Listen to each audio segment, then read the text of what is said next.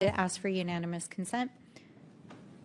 Without objection. I'd like to enter into the record a New York Times article entitled, "The GOP plans to cut Medicaid would save billions but leave more uninsured," budget office says. That's what we're actually outraged Without objection, about. So ordered. I now recognize Also, I Mr. want to Burchett point out that the from most Tennessee. powerful oversight Republican You're not Congress recognized. Ms. Stansbury, you're not recognized. talking I'm about sorry, we're going to fencing Crockett. while they're trying to cut Medicaid. Actually, Ms. Stansbury, you're not recognized. I now recognize Ms. Crockett from Texas. Thank you so much. It is so interesting that I just learned today at 44 years old that the Republicans are going to be the ones to save women. The same Republicans that have been, say, for Women's Reproductive Acts, or the same Republicans that have stood for the Equal Rights Act, which would hopefully get women to equal pay, or the same Republicans that just this Congress voted for the SAVE Act, which we know would disenfranchise women from even being able to vote. But let me tell you, they are our saviors, and so I am so happy to be here today, because otherwise I would not have an idea that I had a savior in the Republicans. So let's also talk about the fact that it's only been 100 days, 100 long, terrible days for anybody that absolutely believes in reality, because what we know is that they have terminated staff responsible for enforcing federal protections against sex-based discrimination. Sounds like that's pro-women. Or they've cut funding for domestic violence survivor services. Sounds pro-woman to me. Or they've prohibited funding for research affecting women's health. That definitely sounds pro-women to me. Essentially, they closed the Department of Education's Office of Civil Rights. Again, sounds like they are fighting for us. And instead of providing oversight over these actions, congressional Republicans have been working to execute one of the most aggressive anti-women legislative agendas in history. And yet they're here today trying to convince the American people that discriminating against trans people is somehow the only way to protect women. This hearing has nothing to do with improving government efficiency. It's another attempt by Republicans to distract from their demonic and disastrous policies that are making it more difficult for Americans to make ends meet. So, Ms. Goss-Graves, I want to play a game. It's called Trump or Trans. You ready? Okay. So I'm going to ask you a question, and I want you to tell me whether or not it is Trump or trans people that are responsible. You understand? Got it. Okay, very good. The first one, gutted medical research. Trump. Kidnapping Americans and sending them to foreign countries, a.k.a. deporting them. Trump. Driving us into a recession. Trump. Increasing the cost of everything. Trump. Waging an idiotic tariff war. Trump. Harming farmers. Trump. Ignoring the Constitution. Trump. Proposing to take away Social Security. Trump. Cutting health care. Trump. Firing government workers who keep our country safe. Trump. Encouraging an environment of hate and divisiveness. Trump. Thank you so much. This committee could be engaged in actual oversight of fraud, waste, abuse, and mismanagement. So let's talk about waste. Like Trump's plan to spend almost $100 million for his little birthday parade, or how he spent 25% of his first 100 days golfing, costing taxpayers tens of millions of dollars. In fact, it's a little bit over 30 million at our last estimation. In fact, President Trump is on pace to spend more than $1 billion of taxpayer dollars just on golfing. Yet the Republicans have been silent.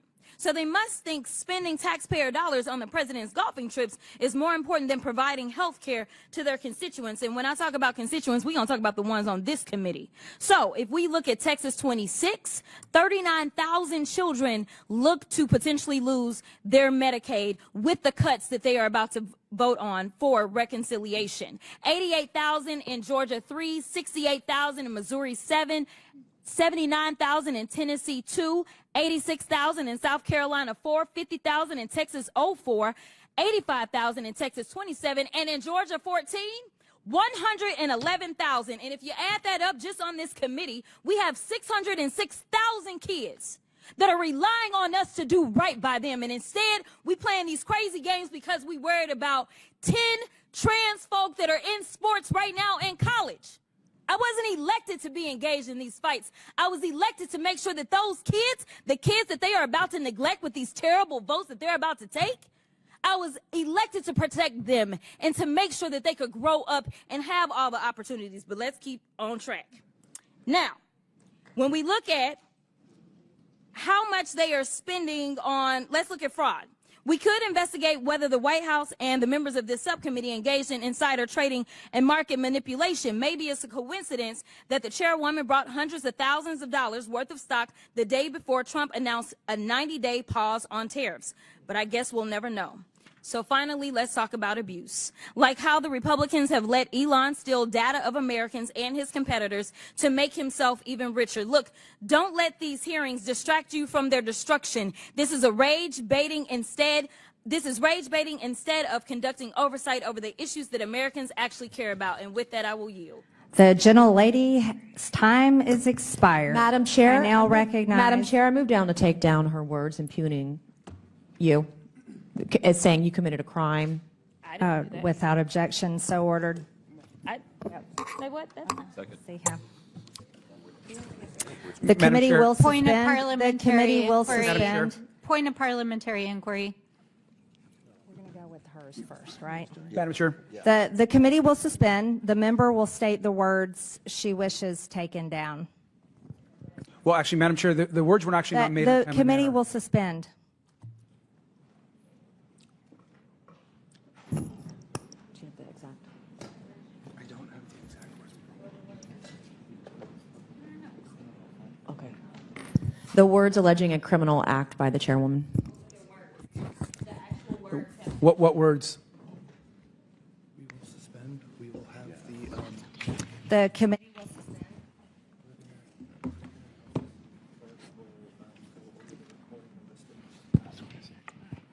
The clerk will go over the recording with the stenographer, and the committee will suspend.